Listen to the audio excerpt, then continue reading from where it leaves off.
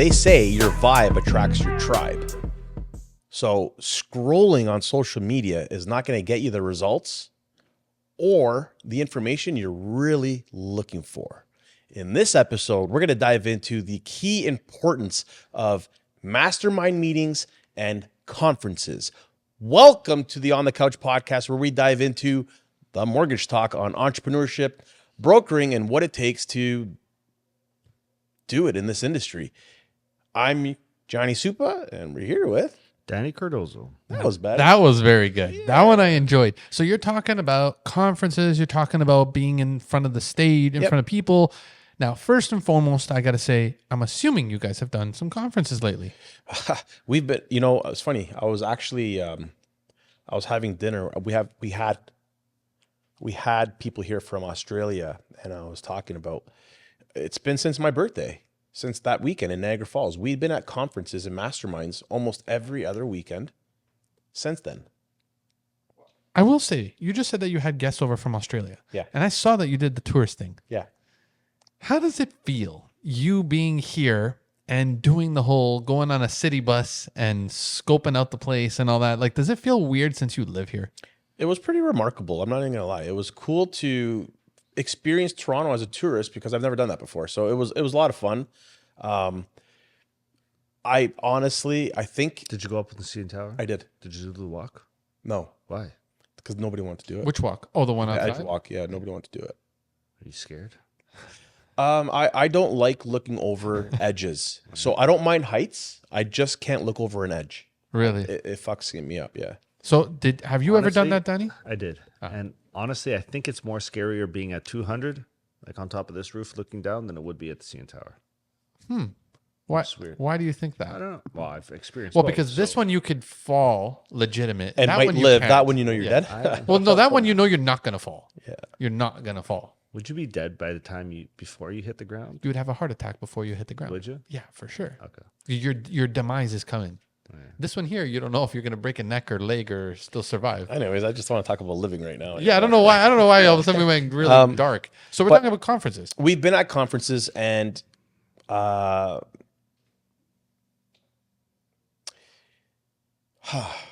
right. So it's funny because in one of our videos, we say this is not a webinar. It's not a thing. Like our 770 is neither of those things. It's not a masterclass, right? It's not one of those guru, like I'm not talking about one of those guru masterclasses. I'm talking about the same people in your industry. Well, let's talk about all the ones that we've sort of been to. Yeah. Talk about what we gained out of it, whether it's worth it for people to go to. Yeah. For next year, let's say. Well, which one did you start off with? What location was it? Was it Vancouver? Okay, so the first one we did was in Niagara Falls. That was a DLC owners event, so all franchise owners. Talk about that. Yeah, all it's brokers. in your home base. Yeah, that was in Niagara on the Lake. It was the first. It was the first for us, first for DLC franchises, to be honest. Yep. I thought it was really good, well put. I gained quite a bit out of that one. I think unfortunately, that's not available to a lot of agents. No, because you need to own a franchise. So unless you own a DLC franchise and it's recognizable within DLC, then you'll be able to maybe next year or next time they do this, attend this. Do I recommend other broker owners doing something like this? 100%. Yeah. So when we were I was telling Danny before too, and I mentioned this to a couple people. When we were at Volkswagen, everybody in your district, so they would do it by like C1, C2, C3, C4. I think that's how they called it. I can't remember. So if you were Cambridge, Guelph, Waterloo, Elora in that section, if you're Simcoe, Etobicoke, Toronto, if you're Markham, Scarborough, like that, right? In those sections, Stouffville, Markham, Scarborough, those guys would be together in one. And they would together create these masterminds and do marketing meetings and round tables and strategies. Definitely worth it. Yep. Think so? I think so. I 100% think when you get the top dogs together, Yep. and they're all talking about, and they all have to be willing to share. Yeah. It's like, I mean, you can't go to these things just to gain and not give back. So That's what's crazy because a lot of them sit in the room and they don't say anything. Yeah. A lot of them sat there, didn't share any information. They didn't answer any questions. there was one guy that pretty much stated the reason why he's there, that he's not going to be talking. I was pretty disappointed in that. I was like, what the fuck are you doing here? Yeah, just to hear what everybody else is doing. Yeah. Yeah, Keeps his you're cards. here- yeah, you want to hold everything for yourself. You want to make sure you're better. Then you shouldn't be here. I had a conversation with a friend of mine recently and I asked him, I said, what's making you so successful? Like, what are you doing? You're in sales, right? He's like, I'm going to keep my cards close to my chest. I'm like, bro, that's a dirty move. Like, why keep your cards close to your chest? Why not share the information? Like, there's so much out there for everybody. Like the population and compared to what your penetration is far and in between. So that I found was an amazing opportunity. If you're not a DLC owner, how could you create something like this? Just create a mastermind. You can create it with 5-10 people. You don't need to be out in Niagara. You can do a weekend or something. I don't know. Agents Mastermind. Yeah. So there's a couple agents that are doing it right now. There's one coming up in November. What depends on when this one airs, but there's one in November at Jack Astor's. An agent's airing a mastermind. What else did we go to? So I guess from there we went to the DLC. The DLC Inspire in Whistler. Oh no, there was one in between that. Was there not? Yes, there was.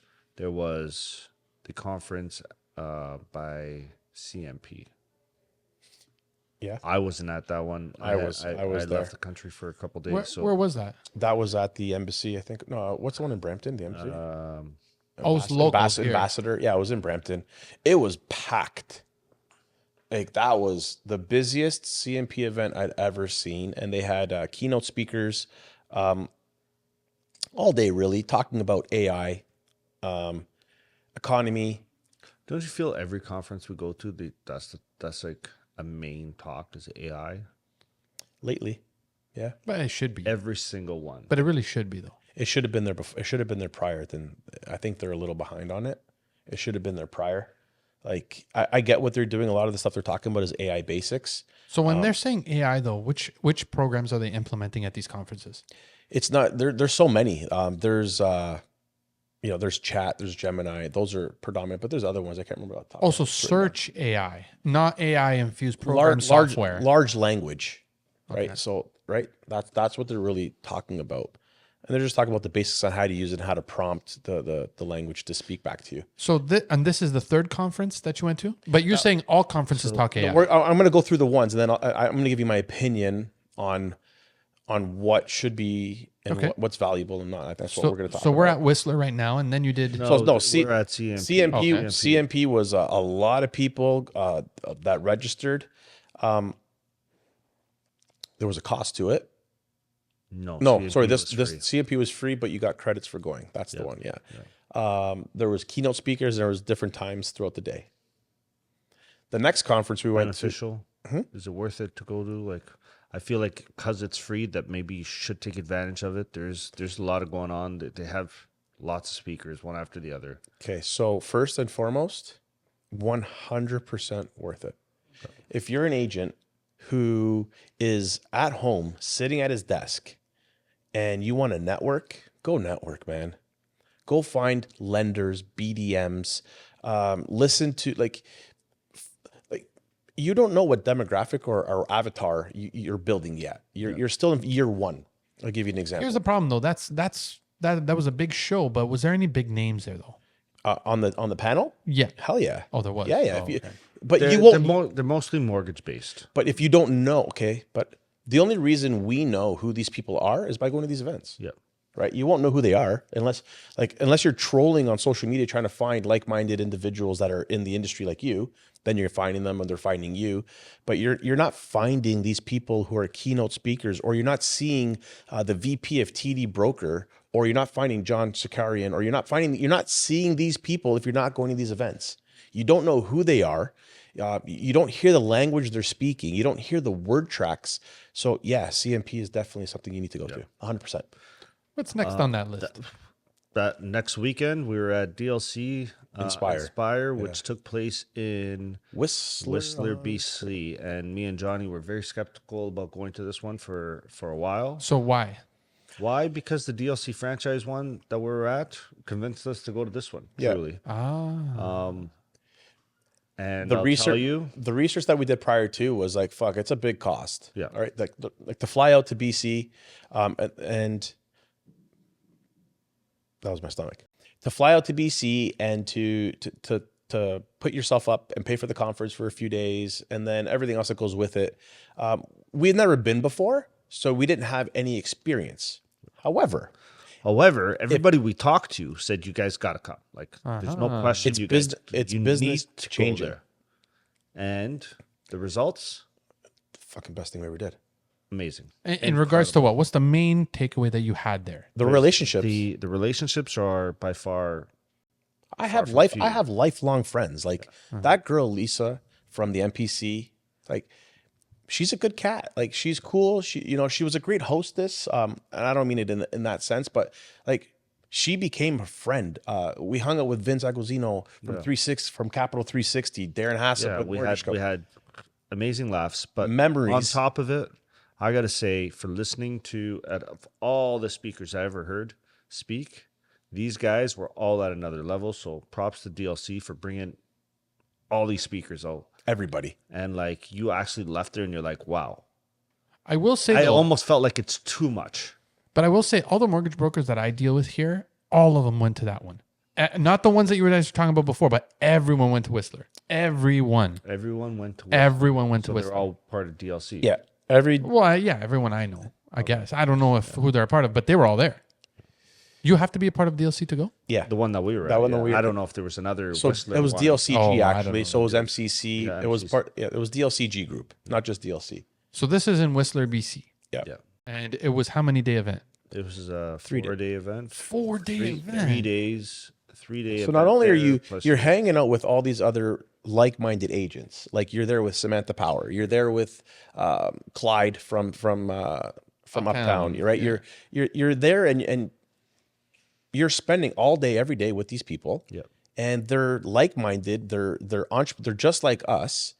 So that's one part. The camaraderie was absolutely amazing. You build lifelong friends. Okay, that's number one. Number two, like Danny's saying, the speakers were on another level. Like, besides the big names like the Dan Martell, who was there. So if you don't know Dan Martell, he was there. He was amazing. Like, but Danny and I have been listening to Dan for a few years already, so we know his style. But listening to Matthew Lund, if I'm saying his name right, so he was one of the creator and writers with Pixar, No way. and he was the writer for Toy Story What? and Cars, and Incredible. and Up and In and Out and all What these was other. he doing there? He was talking the art of storytelling.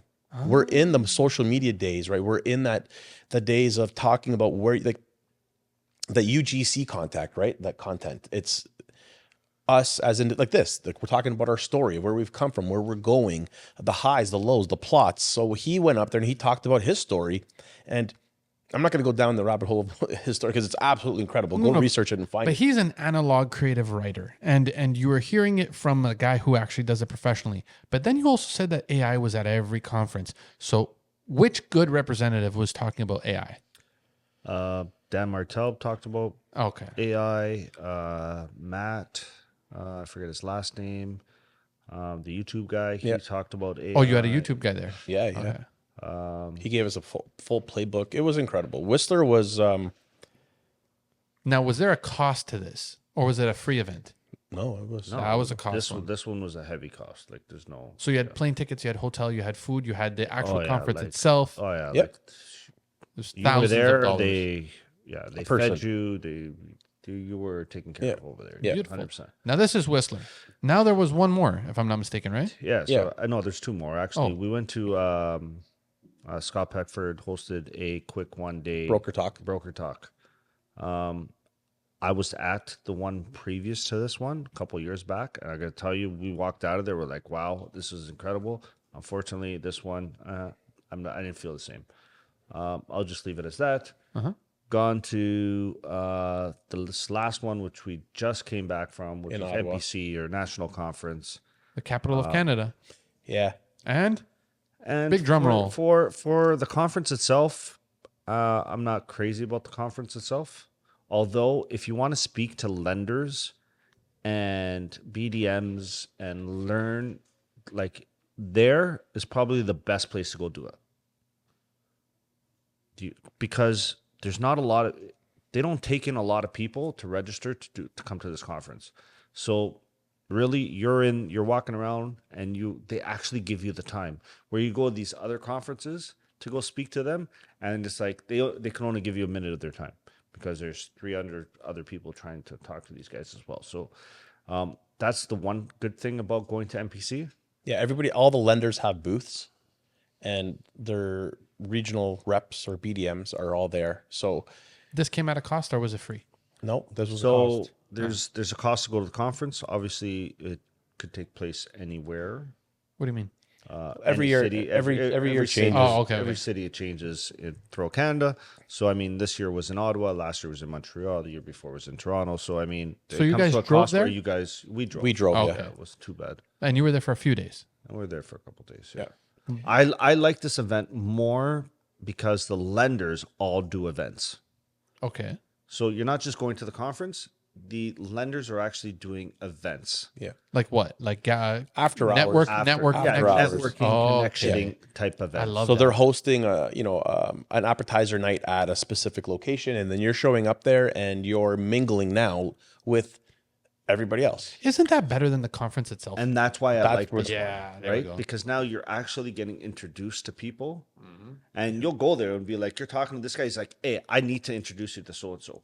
Come with me. Yeah. And he's like, all of a sudden he goes grab a top dog or something, or you know what I'm saying? It's like these are people that you would never see anywhere. You would never get the opportunity to talk to, and all of a sudden you now got their card, and they're like, if you got a problem, you call me, and I'll make sure I can handle it. Now, did you also have this experience at Whistler and? Oh, hands down. Oh, you had Yeah, these but you're- networking events as well. But in Whistler, Not it's the same. It's not the same. It's a different type, right? You don't have a lot of lenders there to actually go mingle with. Okay. In that sense, you're networking within the network. Oh, So the NPC event was during the day, and then from 5 to 7, BMO hosted.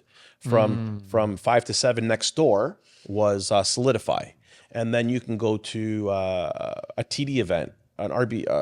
We're at TD. We're at Scotia. We're at First National event. We're at it's just then event after event. And you're just going location, and you're meeting the director or the VP of sales, and Danny had an issue with a Scotia file.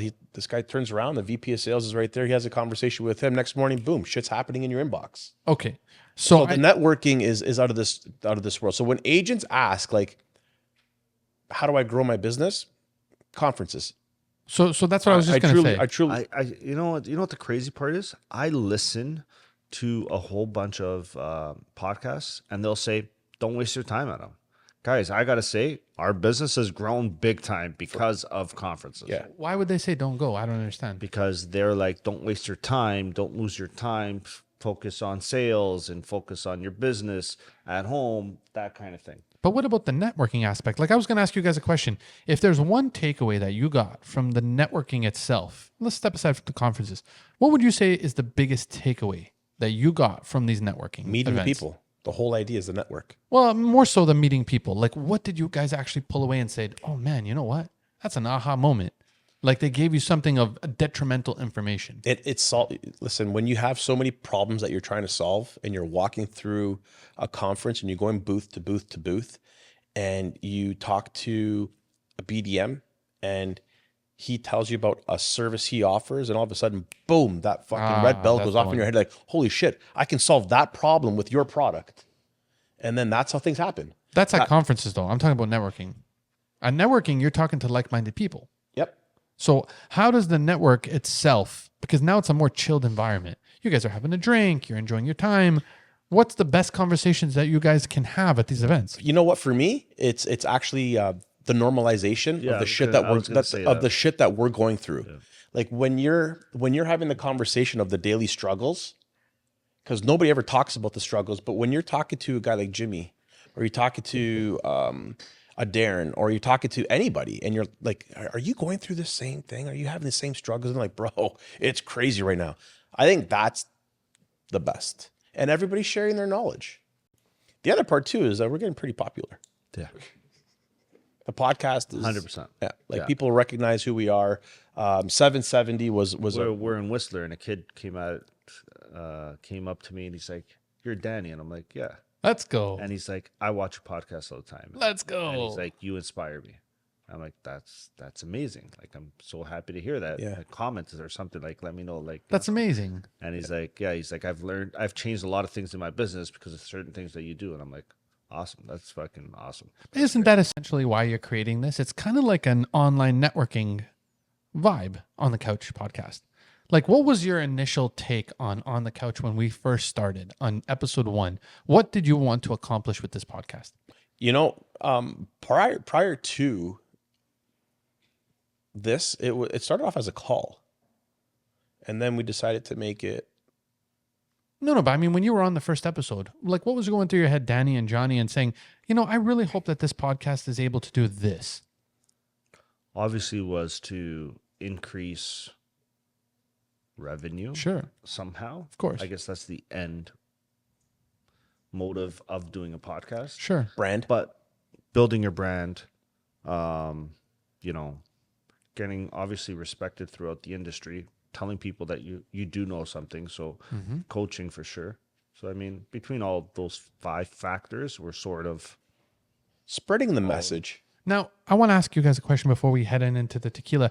If a new up-and-comer comes to you and says, look, I want to go to these conferences, but they're expensive. It's a very high cost, and I'm just starting off. What piece of advice can you give that person that is about to jump into this conference pool, but is afraid that the cost might be too much? Go to the free ones first. Yep. Go to the ones that are free first. Sign up. I would definitely say go to those ones. There's lots of them.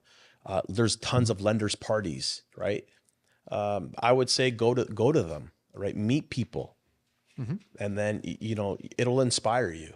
That's where inspiration for me comes from. For us, it comes from that, right? Talking to these individuals. So go to those, and guys, write the goal down. If next year you want to go to DLC Inspire, write it down. Make a goal.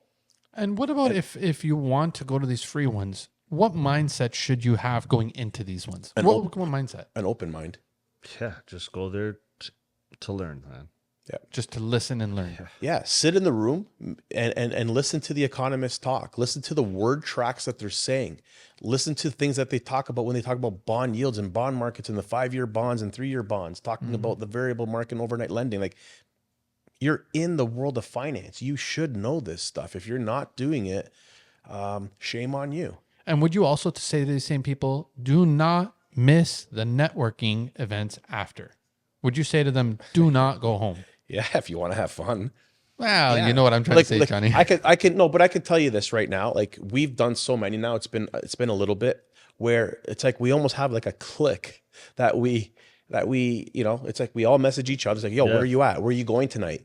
And it's responses like, hey, we're going to this event. Where are you guys going? Okay, we're gonna go this one. You go to that one. We'll see you over at the next one. Yeah. So we're not talking about candy bar now. We're talking about an alcoholic beverage known as tequila. And Danny's going to tell me what we have here. A bottle of champagne. Tequila Revolution. Revolution. Revolution. That's it, Danny. Get that out there. Añejo.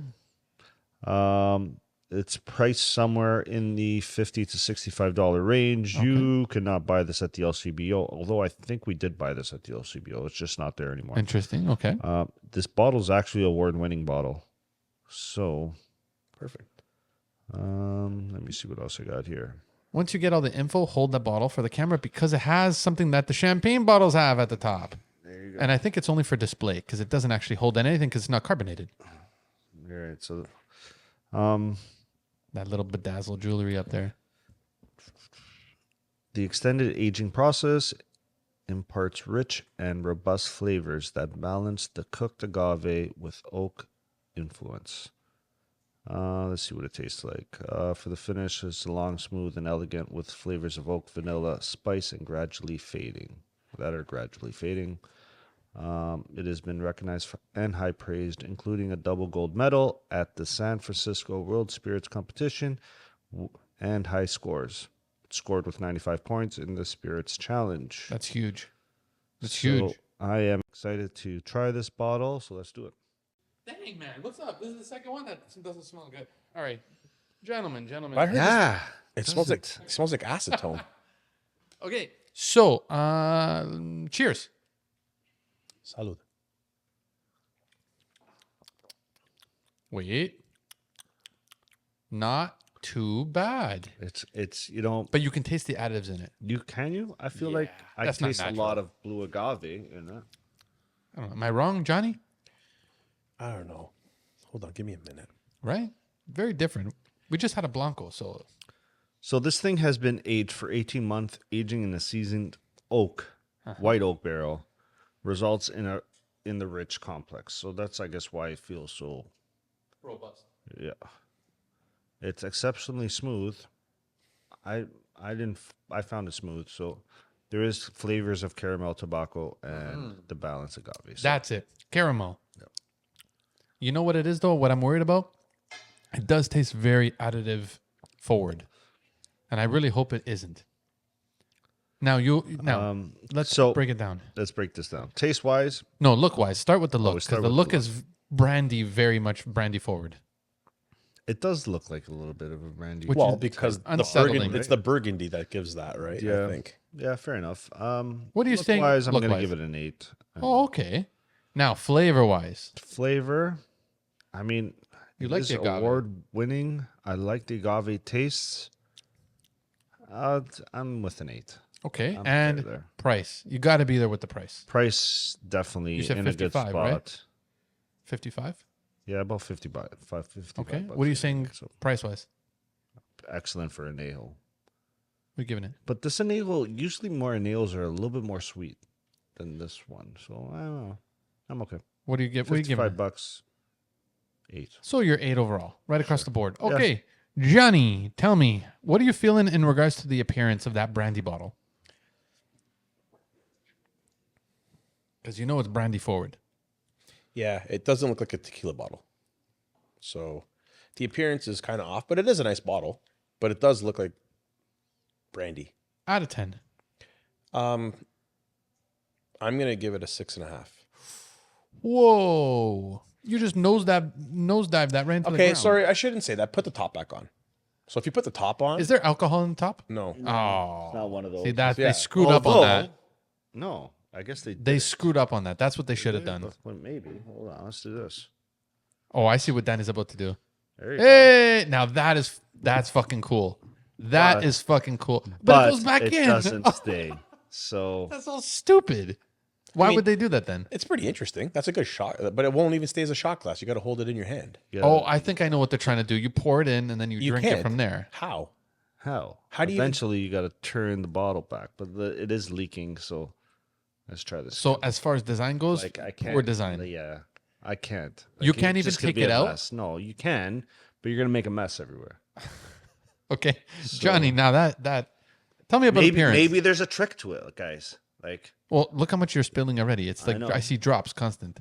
so now how do I? There. Okay, and now can Yeah, but you it's- drink from it though? Yeah, for sure you can. I don't see why you couldn't. That bottle deserves to be open at the end of the night. I get what they're Right? trying to That- do, but that's- they missed the mark. Yeah, they missed. It's a stupid design.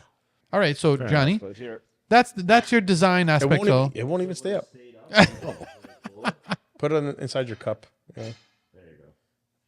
oh god. All right, Johnny. Out of 10, appearance and clearly versatility. Did we capture that moment? Of course, right here.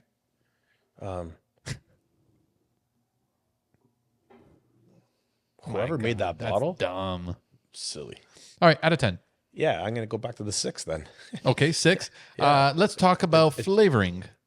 It's not terrible, but it's not good. I thought it was gonna be outstanding. I thought this was like a reading an award-winning bottle, I was expecting that. Wow. Yeah. So what are you saying out of 10, Johnny? it's not bad. I went down the wrong side a bit, but it's not terrible. It's not terrible at all. No. No. And it's smooth. It's not like it's harsh Yeah, no. by any means. I would just went down the wrong side. Danny gave it an 8. What are you saying? Yeah, I'm about there. All right, now price 55 golden smackers. I mean, it's priced well. It looks the part. Like it looks the part. It looks like It looks like it's a strong bottle. yeah, you like know? it's not. It's mid shelf. Looks great. Yeah, I'm gonna give the $54. It looks like $54. It's $8. It's 8. So you're about 7.5 because that 6 drove it right down to the ground. Yeah. So now that Danny's doing all those noises, guys, take it away, fire it off. Where can we find your beautiful faces? Yeah, guys, you can find me at all the conferences because I'm going to plan on going to all of them. You could find me here in Bolton at our headquarters at 12 Par Boulevard, Unesta Financial. You can find the podcast on all streaming platforms on the Couch Podcast 23. And you can find Johnny Supa on Instagram, Johnny Supa. And Mortgages by Danny C. See you later. That was quick. See you later. Peace.